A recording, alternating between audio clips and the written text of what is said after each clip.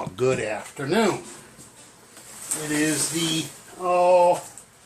25th of June, 26th of June, something like that. Let me share with you just how wasteful my wife and daughter really are.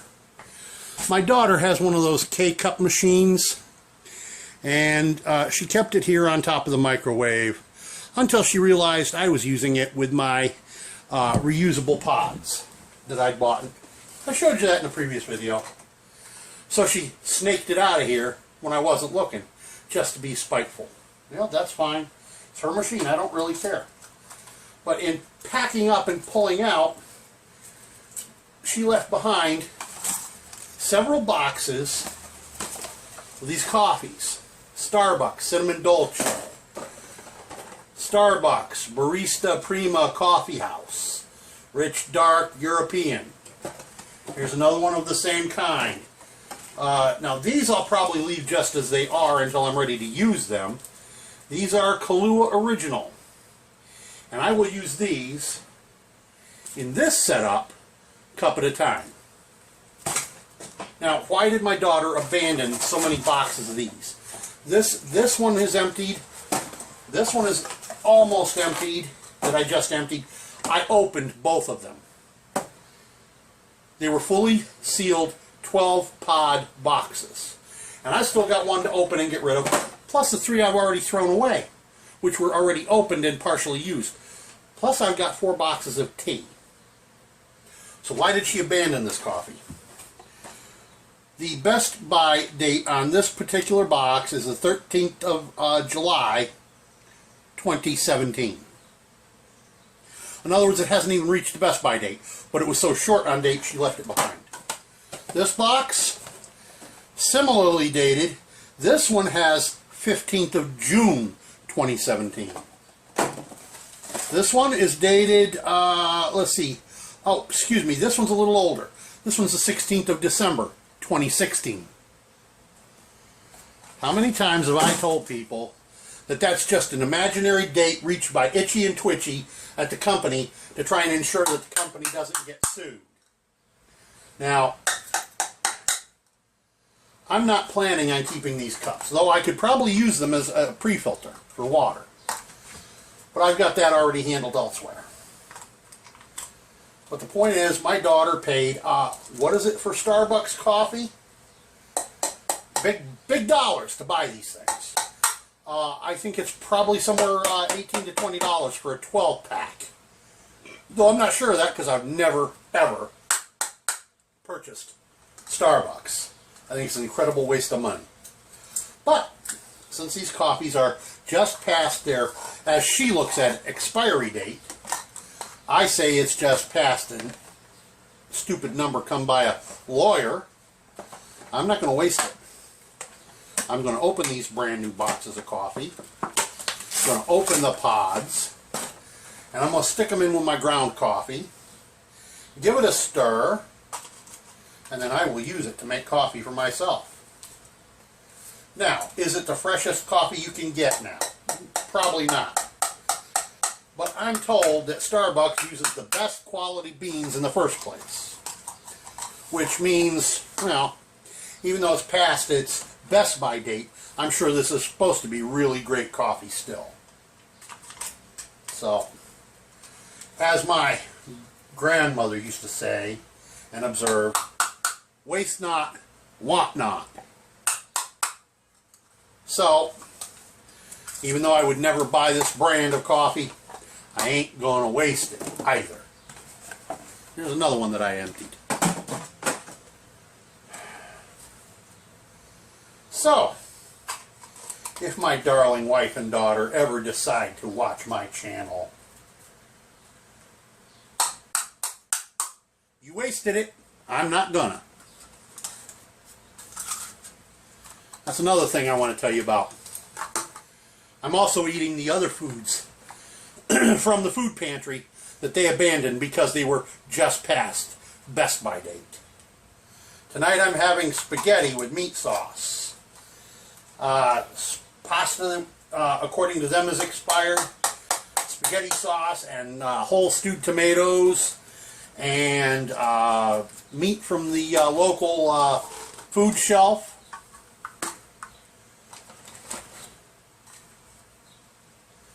Tonight what I'm using is hot sausage from the local food shelf.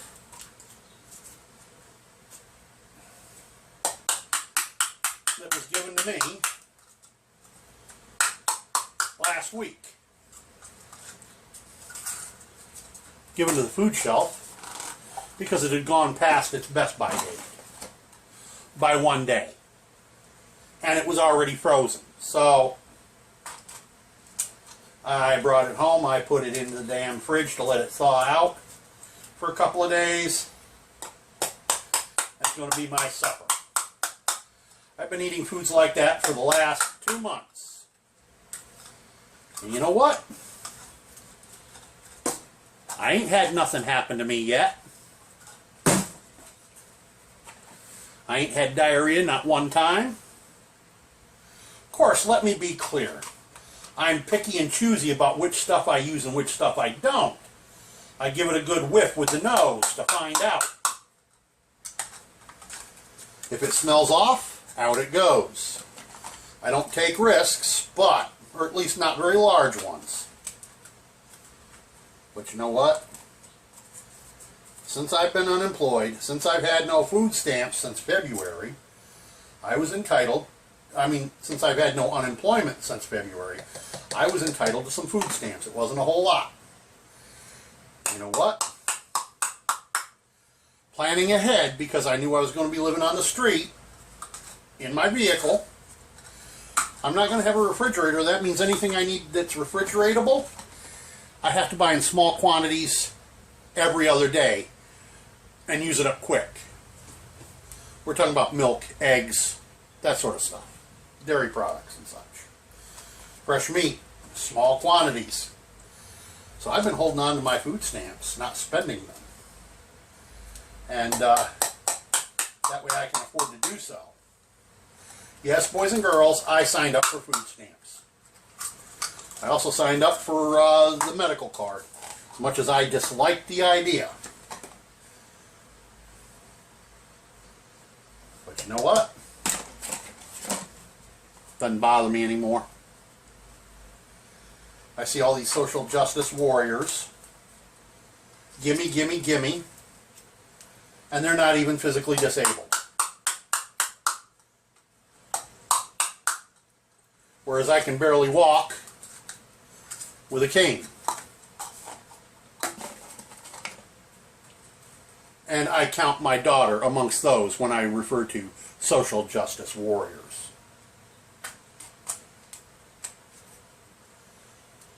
Nothing wrong with my daughter physically, that she could not hold a job. But yet she's collecting SSI because she's a little anxious. I had anxiety issues when I was her age too. I've never collected on the dole ever until now.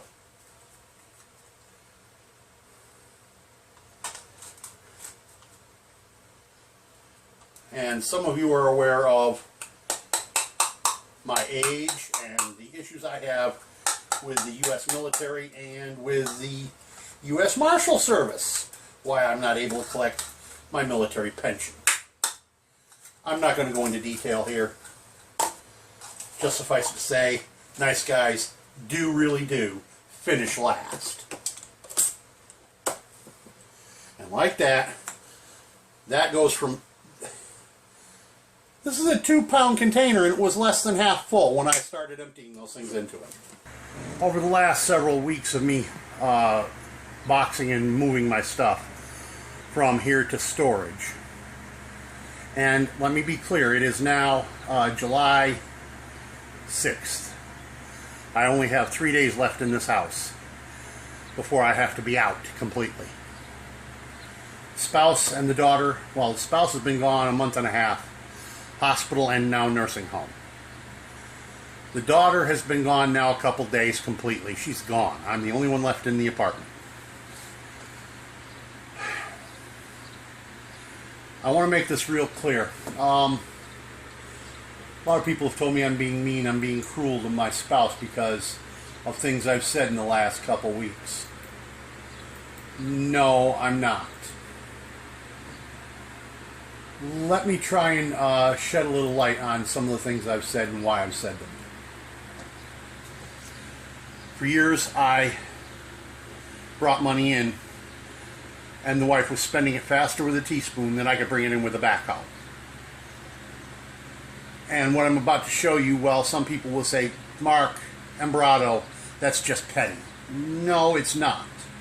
It is one of the smallest examples of how my wife spent it with a teaspoon faster than I could bring it in with a backhoe and then wasted it after she spent it. This is a partial roll of toilet paper. My wife would get toilet paper down to rolls about this size or a little bit less and then throw it away. I'm talking about what's on the outside of the roll. When I would catch that, I would salvage it and I would take it off and I would roll it up into usable chunks. In other words, just what I would need to wipe my bum with one time. In here are about 20 or 30 good size wipe pieces. This one roll is not the only one. I have 112 just like it. Toilet paper wasted by my wife and or daughter. Because the roll was so tiny, they weren't willing to waste their effort. Like I said, this is just one of the smallest examples of what I'm talking about. When I was earning it, they were wasting it. They were throwing it away. Case in point, that bedding set bought by my wife, never used it. Never used it. She paid $75 for that 7-piece set and then never used it. She abandoned it when she moved out of here.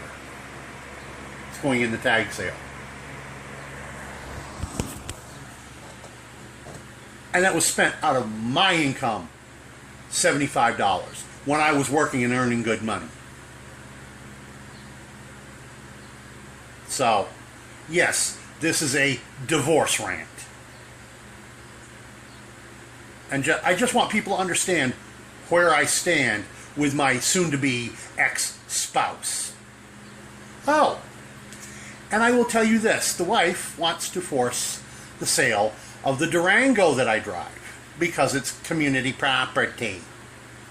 Paid for out of my income. Now, I told you all about the destruction of my Dodge Ram. The insurance company gave me $8,800 for the replacement of the vehicle. The wife, being the good time Charlie she was, spent $6,800 of it just willy-nilly going out to eat, going out to left me just $2,000 as a down payment for a vehicle. And I've had to pay off the rest of $8,800. Actually, it was $8,900 and some dollars, plus financing for the Durango out of what I earned working all these years. Now she wants to force the sale of the Durango, thinking it's worth that much. I just got an appraisal from the local Dodge dealership. They just walked around the outside of the vehicle, took some pictures, and gave me a maximum value estimate of $250. Funny thing is, there's only one ding in the body of the truck that I was driving.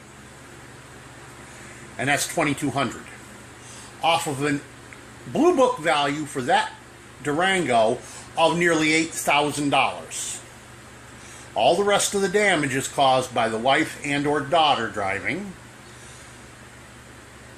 And that means the truck is worth $250. The one thing they did not look at was the two front seats, which are destroyed because my wife was unable to control her bladder over the last 4 years and refused to stop and use public restrooms. So instead she used the truck seat like a bathroom. So now they have to be replaced as well.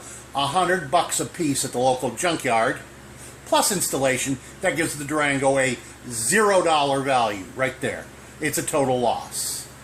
It's just four wheels and an old tin can gets me down the road. On the other hand, the wife and daughter just bought another used vehicle for themselves, a Hyundai Tucson, and they paid nearly $8,000 for it.